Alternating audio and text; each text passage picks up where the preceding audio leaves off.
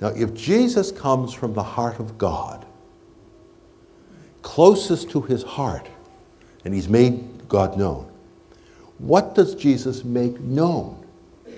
What does Jesus know about the heart of God that isn't known to the Incas, the Mayans, the Muslims, the Aztecs, the whatever, you know?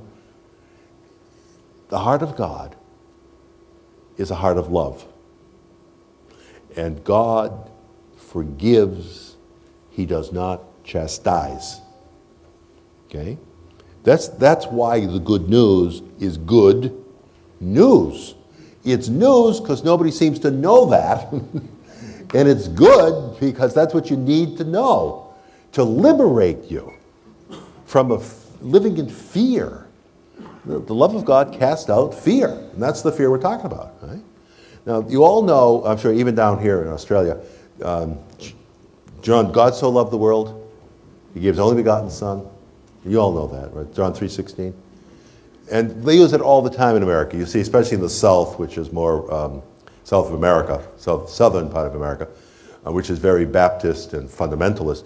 They have billboards of John 3:16. That's all it says. And they put them on trees, and they have them on the side of buildings, John 3:16. God so loved the world that he gave his only begotten Son, that everyone who believes in him will have life. And I always say to people, does anybody here know off the top of your head what John 3:17 says? You know, everybody knows John 3:16. What's John 3:17?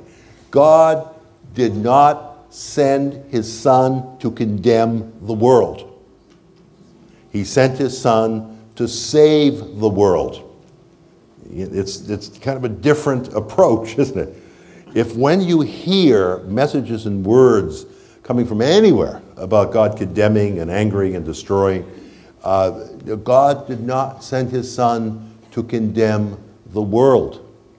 We're already condemned. So Jesus comes, and the one word, if you want to put the good news, you say good news, okay. The other word is mercy. Jesus is the mercy of the Father, bringing forgiveness to the world. And that changes everything. That's why it's good news. That's why it brings joy. That's why it brings peace. That's why it brings reconciliation. That's why it brings unity to the whole world. Sin is forgiven. It's forgiven.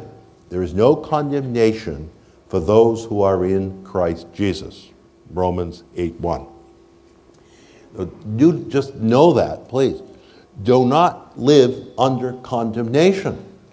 And don't see God as a God of punishment and chastisement.